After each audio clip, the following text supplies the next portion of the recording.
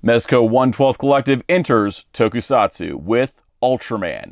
Is he good? Does the body work? Are the accessories awesome? Is he worth the price? All this and more right now. It's morphin' time!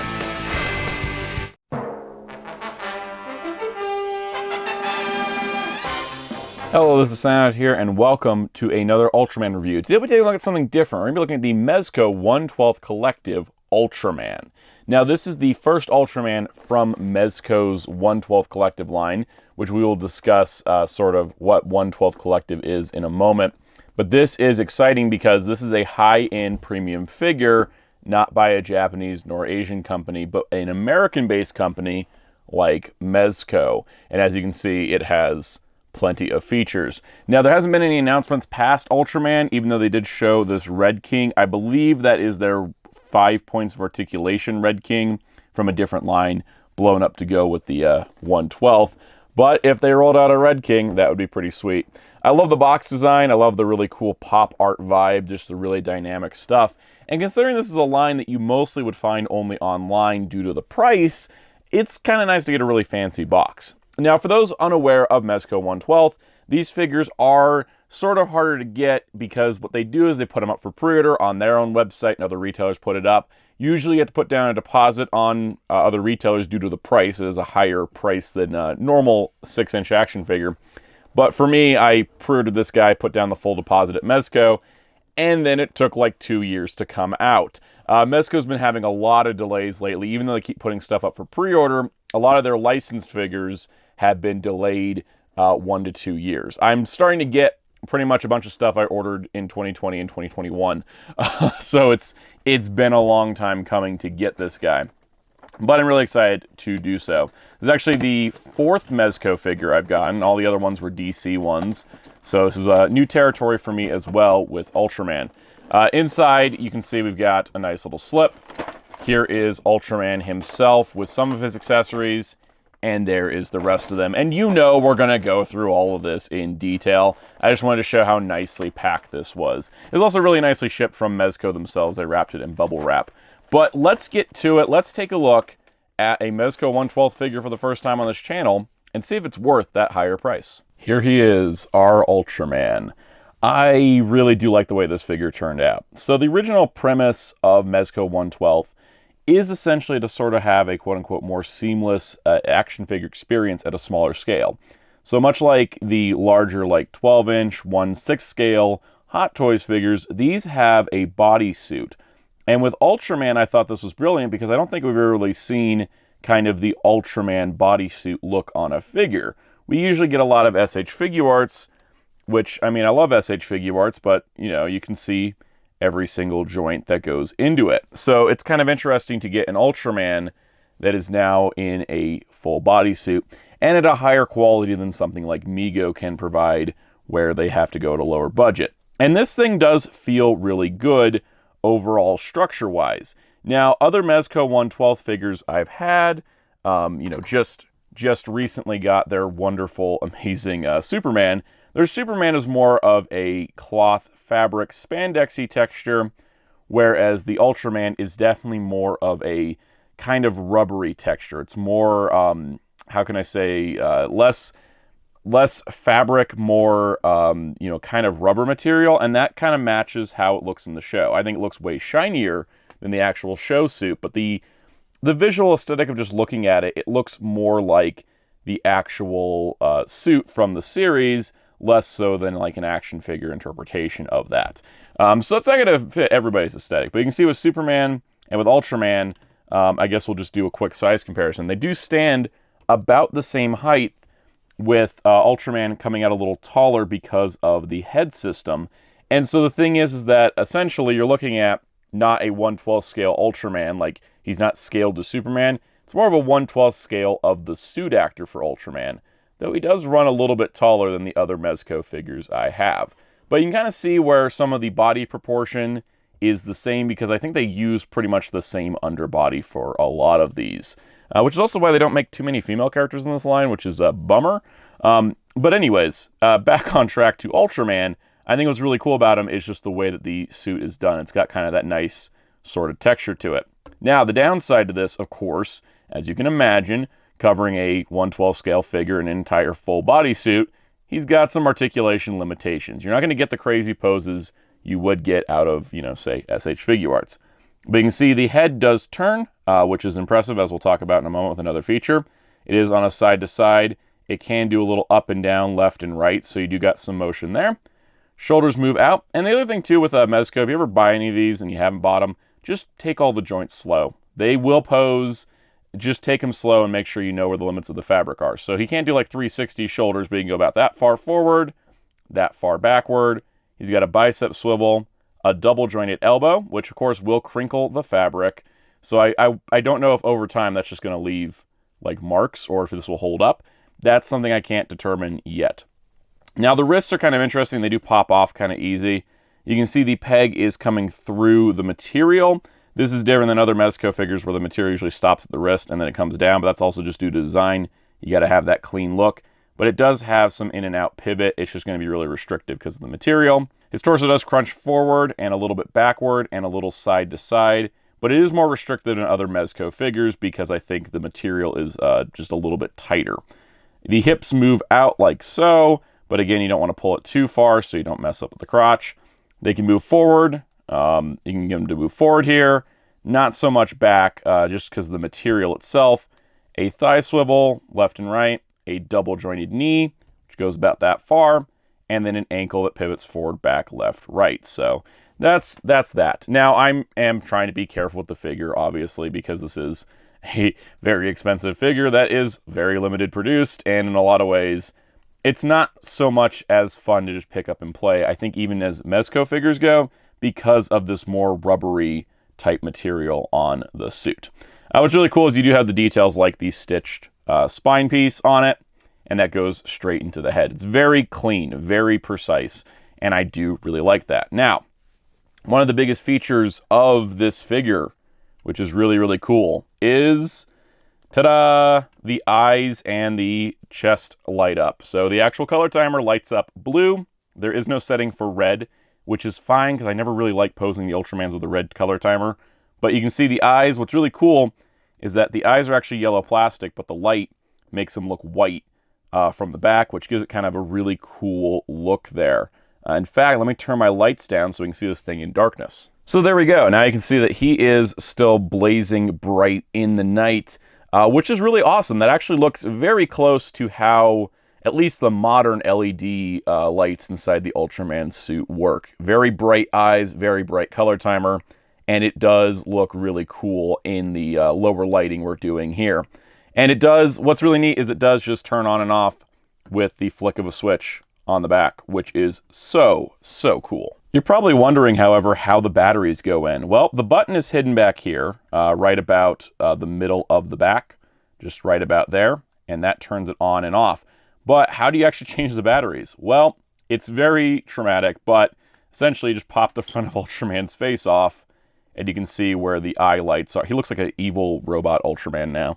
You can see where the eye lights are compared to the color timer, and then the other thing is that there's two small batteries, which are included, thank goodness, that go there on the head, and then you just put his face back on, and you're good to go. This is different than another Mezco figure that I have, which is their Dr. Fate, whose effect parts are gigantic. Dr. Fate also features a light-up chest emblem and eyes, but his was done on this weird like stick system where you have to turn it on like that and then reinsert it. So I thought Ultraman was going to have to do the same, but in order to keep the cleaner look, they installed that little switch in the back, which I think works even better. And you also see the brightness light difference, where Dr. Fate is a mild glow, Ultraman is a very bright light, and that's really cool. And this may also be because I've had Dr. Fate for like a year now, and you know his battery may have wore down a little bit, but I don't use it that much. But it's just really cool with Ultraman. It's just so much more fun to kind of hit the switch in the back, turn it on and off, as opposed to having to pull out the head column, turn it on and off, or you know when you're swapping the head, you have to pull it off of here. It's just, I'm glad they changed the system for the aesthetic because I think it works so much better on Ultraman. So in terms of scale with Bandai's figure lines, you can see the SH Figuarts is much, much smaller. So this is not going to scale whatsoever. And the Ultra Act is probably closer in height just overall, which is kind of interesting. But this one still towers over even Ultra Act. So this is definitely its own kind of scale that does work more with the Mezco 1/12 than it does Bandai's other lines. And then for fun, here is an Ultra Vinyl, so you can see, you know, definitely not the right scale. And then here is a Power Rangers Lightning Collection figure, which honestly, if you're looking at like Hasbro 1/12 figures, which are usually a little shorter than some of the Mezco ones, this is going to be closer, because this, compared to, say, you know, the Mezco Superman, sits about the height of a Lightning Collection figure. So Ultraman is going to work if you're wanting to have more of a, again, not totally to scale, obviously, but if you want a suit actor scale to like your Power Rangers figures, totally doable. Now, before we get to his unique accessories, let's look at everything that every Mezco 1/12 figure comes with. You get a plastic bag. It's nicely rolled up here. This will allow you to store accessories without having to keep the box around. I did this for Dr. Fate, though I ended up just putting his parts back. I only own like 4 Mezcos at this point, so it's kind of like, you know, I like this a lot, but because a lot of these accessories are large, it can be sort of easier to keep it in the box, to keep it safe. But I do love the inclusion of that nonetheless. And then you also get the stand. Now, the stands are specific to each character, so we can see Ultraman with the Japanese logo, that really cool pop art. Kind of reminds me of the Rise of Ultraman comic art. And then you can see this foot peg here, which allows Ultraman to stand directly on it. Love that. What's also cool is that if you want flight poses or more dynamic poses, you pop this, pop it from the back. I was thinking of Figuarts stands for a second. You pop this from the back like this, and you can attach this cool articulated arm, which has multiple points of articulation, and then allows you to have a clip up top. So if you want to do flying poses, which we will definitely try out, you have that option. And then this also detaches from here because it does rotate. I love these stands. They're really well done. They are a little large at the base, but keeps the figures nice and secure, whether you want them on the ground or up in the air. So when talking about hand options, of course, he has the 2 fists that came with him. He comes with his classic fight stance hands, which, unlike some other figures, actually do mold them correctly, with one being slightly different than the other. Ben Furia did not hold his hands the same way when he was performing Ultraman, and it's something that Bandai will use the same type of hand for both, but this is actually more accurate. The curled thumb here, the more open thumb there, and you can get kind of the more accurate pose. So you get these 2 hands, which are designed to hold the Jet VTOL as he caught it in the series many a time. As you can see, the Jet VTOL just balances in the hand. What's really cool is that this is a nice little scaled replica of the main SSSP vehicle, and it's one we've seen in the series and fans will recognize. I love how it's really nicely sculpted and painted. There is no peg system for him to hold it. You just got to kind of rest it, and that's kind of how Mezco works. You set a pose and you stick with it, not so much that you're like, oh, let me move around, and yeah, you're gonna drop the jet. You kind of just have to rest it in there and then leave it. It holds when you don't touch it. Now, these 2 hands don't match as well to anything. This one looks kind of like one of the generic sort of, hands like in rest. And then there's this one that looks like it's supposed to hold something, but there's nothing to hold like that. It definitely isn't to hold the VTOL, because the VTOL, the jet, it's too thick in any place for him to actually like hold it. I'm not exactly sure what that hand is designed for. So next we have the Ultra Slash effect, and this is probably like my least favorite effect. So these 2 hands are specifically designed to hold this in front of him, which is accurate to how it charges up in the series. He puts it out in front, and then he pulls it back and throws it like a boomerang. There is no option to pull it back and throw it like a boomerang. The way this is held in, and this is, I'll use the words of the instructions themselves, if positioned correctly, the Ultra Slash effects can tension between the hands. This took me a good 5 minutes to figure this out because, you have to get everything lined up. All the shoulders pulled forward, the hands pulled forward, and yeah, it's not super secure. Now, the thing is, of course, this means that if you want him, pull back, ready to throw the thing, you can't. I wish the thumb stuck out just a little bit more, so you could just kind of wedge this in like this. I guess that's the closest we're getting here. And it's just going to fall out. Yeah, I wish that the thumbs actually had a little bit of a space so you could wedge this in, or just a separate hand with this effect attached. Would have been nice, but as is, not my favorite effect. So, of course, he does have the iconic pose hands, not only for the iconic pose of Ultraman, but for his final attack, which, of course, they're not just going to leave us hanging with an empty hand here, because it's been done since the dawn of time of swappable hands. Here is, of course, the beam effect, which is just a hand swap. So nice, so much better than the Ultra Slash. There's the beam. Let's pop its lights on. Boom, there you go. So there is, of course, the iconic Spacium beam. I love it. It looks really, really, really cool, and I think it works well with the hand swap as opposed to trying to, like, attach it in some other way. So I'm glad they just went with the simple method Bandai's been doing since Ultra Act, which is just make it an extra hand. So here's a unique effect, the Ultra Attack Beam. Yeah, this is something that Ultraman did do. It's one of his classic moves, but I don't know of any other figure that's replicated this, or at least at this scale. I know the Figuarts hadn't, maybe Ultra Act had, but this is essentially just a nice little, like, coiled spring effect that goes over the arm, and it looks just like it did in the series. I think that's just such a cool inclusion because I don't usually see something like that on a figure. Speaking of uncommon accessories, here's the Ultra Discernment I-Beam attack from an episode where he fought Baltan, and it does have kind of the Mezco styling where there is an end point to it, and it has like a little effect on it, and my camera's having trouble focusing on it because it's so thin. But you can see both I-Beams through the face. The swappable faceplate has a double feature besides just being for the battery compartment. And of course, it does light up, but let's see how it looks in low light. So that's pretty cool. The light does travel a little bit down the lighter side of the beam, but not all the way down, which I didn't expect it to. It's only so powerful, but I think it's pretty cool nonetheless. Now, what is a common accessory to be sold separately would be the Brothers Mantle, which is included, which I really appreciate. This is, of course, the cape that Ultraman, Zophie, Seven, Taro, Jack, and Ace all wear, and it's really cool to see just included because usually when Figuarts has done it, they've sold it as a separate item. This is nice to see it bundled in with a figure for once. You got the nice kind of more satiny feel and exterior, the more plasticky feel interior, but the dual layers, you got stitching all along every edge. And what's cool is not only do you have a wire in the cape part itself, so you can actually get it kind of splayed out more dramatically, it also has an adjustable collar where it is also on a wire, so if you want to get it out of the way of Ultraman's head. And then here he is with the lights on. So you can kind of see how it kind of drapes really nice. You know, they obviously don't fight in these very often. This is more just for show, presentation, and prestige. But I think it looks really, really nice in this form. You can kind of move it out of the way and make it look more natural draped over them. And I do like the stitching that has the shoulder spot. Also, just to not be forgotten here, the actual chain here is a metal chain with the two clasps holding it together. So this is probably like the nicest Ultra Brothers Mantle I've seen on a figure anywhere near this size, and I'm pretty impressed by it. And yeah, if you do want to have him in a dramatic, like, declaration pose, you totally can pose it back, and then pose him forward, and then kind of just get it a little bit splayed out if you want sort of dramatic swooshing. But honestly, I kind of like it more in the sense where it's kind of more naturally laid on the figure, kind of like how we would normally see him wearing this anyways.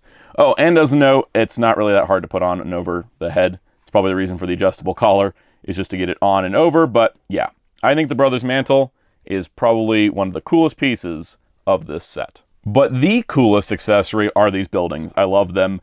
More figures that are supposed to be kaiju size should come with buildings, because boom, there you go, instant diorama, Ultraman standing in the city. I love this. I love that these were included because you have a figure that does cost over $100. Throw in some buildings. I love this. This is great. Figuarts doesn't do this enough. They really just, you know, they don't sell their building packs often enough. But essentially, you got some really nicely detailed buildings, which I'm going to hold together. So you can see, you know, they got doors, they got windows. They're painted. It's pretty cool. They also break in half, and they got kind of like a rubble design underneath. I do sort of wish each of them had a magnet just so they could stay together, but once again, when you go with the Mezco, they're for display, less so for play. Yeah, if you pick them up and they fall apart, that's just how they go. So you get that building, and I do like how all four buildings are different. You do get 4 different buildings with different rooftops, and I think that's just really, really cool. Here's like, you know, a wider building with some bigger doors at the bottom. Also breaks in half. So you can kind of get a lot of display options with Ultraman. Now, unfortunately, because we don't have any kaiju at the moment, you can't do super dramatic stuff. Also, this building holds together just because of a slight sculpting overlap. It actually kind of gives it a little bit of squeeze potential. But yeah, there's no magnets or anything. But yeah, you get kind of like, I love the break between the windows there. That's really cool. So you do get some nice destructible buildings. Whoops, there's actually 5 buildings. There's this other smaller one Splits in half just like the others. You can see nice little small details. I accidentally had the cape covering this in the box, and I didn't notice it until I was putting everything away after the review. So you won't see this one again in the other shots, but yeah, there is actually 5 small buildings, which is really cool. I do think it's kind of funny they are scaled right, so Ultraman can just be like laying in the middle of some building that he fell into because a monster threw him in it. I just think it's really fun. I do say in general, though, the buildings are looking a little small. Like maybe these might fit your Figuarts better just compared to normal heights. I know they couldn't be too big because they are pack-ins, but yeah, when I put the Jet VTOL on the roof, I'm like, is that ship really that big? Maybe not. Maybe these are good like background pieces. I will say the flight stand is really good at getting Ultraman in poses like this, kind of like the more modern Ultraman where they'll fly up into the air and then fire the beam down, and that looks pretty cool. Now you can get him in the classic Ultraman flying pose, and the head does seem a little restrictive, but the suit wasn't that flexible, so I'll let it slide. But you can get him into that pose, which is pretty cool, and the stand supports him in this angle as well. It's what I love about this design of having the clip not at the base of the overall stand, but having that extra weight distribution point. And to that same extent, if you want Ultraman just flying straight up as he's leaving the battle, definitely an option as well. So is the Mezco 1/12 scale Ultraman the perfect Ultraman figure? No, no figure is perfect, but it's nice to get something different. I don't know if this is necessarily a Figuarts killer because, well, he was $105. So it's not like he's that much cheaper than Figuarts. He's not really. It is cheaper than like a premium Bandai Figuart when you have to get it through a middleman, but he's not super affordable. And yeah, in 2 years they've only announced him. I imagine they were trying to get Ultraman out before announcing another one, which is appreciated, but sometimes we see Pruders go up, like Storm Shadow going up before Destro comes out. But essentially, I think that this is a nice, not want to say novelty, but if you're wanting like a nice, really high-end Ultraman that's going to replicate the show look pretty good on probably a body that's a little more muscular than the original suit actor, or at least bulkier muscular, it's kind of cool to have. And especially if you're a 1/12 Collective fan, you definitely want to get it. For me, I just think it's really cool to have an Ultraman made by a different company that feels kind of better than the other company. Because at the end of the day, this style and the way they did the bodysuit feels sturdy. It, of course, does not feel super sturdy. Like you can just play around with it and mess around with it. But it feels a lot sturdier than Bandai's attempt at doing a similar thing. With their SH Figuarts Ultraman Tiga, they gave him a rubberized chest and a weird gear system that breaks, and the chest degrades, and the overall quality is just very fragile. In fact, I am noticing that even though I've been keeping him in this plastic case, his plastic is starting to oxidize on the torso and getting a white powdered dust on it. That does not feel sturdy. This, while I would probably worry about it getting too hot, like I'm definitely not going to keep this guy in my back room, which gets hotter, I'm going to keep him in my bedroom with my other Mezco stuff. That suit, I feel, is way sturdier than this sort of thin material that Bandai was using on Tiga and what seems to be with Dyna. But in terms of this figure feeling super not sturdy at like $80, and this guy feeling really sturdy at $106 with all the extra accessories, I'm definitely liking this attempt at recreating a suit design more than this. With Bandai, they should really stick to the hard plastics. With Mezco, I think they got something going on here, and I would like to see them try another Ultraman. So overall, I can recommend this figure if this is the type of figure you're into. High-end, cloth body, really cool look, really unique look, nice kind of texture to him. If this is the sort of figure you're into, I definitely recommend him. I think he turned out good. And I can say that on some good authority. I've had 4 Mezco figures, including him so far, and all of them have been pretty stellar. I think they've done a really good job of streamlining the process of making figures like this. I've been happy with my Dr. Fate, my Constantine, and my Superman, and I am also happy with my Ultraman. But like I said, not for every collector. So, if this is something you want, keep an eye out. Mine came from Mezco directly, so that did come a little bit earlier than some other retailers, so it may still be available at your retailer choice. Take a look around, and I hope that if you do get them, you enjoy them as much as I did. On that note, hit the like button if you enjoyed this video, leave a comment down below, and tell me what Ultraman or Kaiju you would like to see them tackle next. I personally would love to see them just throw out an Ultraman Orb or an Alien Baltan, and not just because those are 2 of my favorite things in Ultraman, but just I think they would be cool figures as well. I'd love to see how they do the Orb caliber for Orb Origin. Also, be sure to subscribe and hit the notification bell for future Ultraman videos, including Blu-rays, toys, and more. Also, be sure to check out next week because we will be reviewing the Ultra Replica Dark Ring in all of its cards. It should be a good time. Check out my live streams Mondays at 5 p.m. Eastern. We talk Ultraman and all kinds of other good stuff. Find me on social media at Soundout12 on Twitter, Instagram, and TikTok, as long as those are applicable. Also, check out my awesome graphic designer on Twitter at DarkClaw643. Check out Hero Club at hero-club.com for Ultraman interviews such as Shawn Nichols or Ben Furia and more. And until next time, this is Soundout saying goodbye.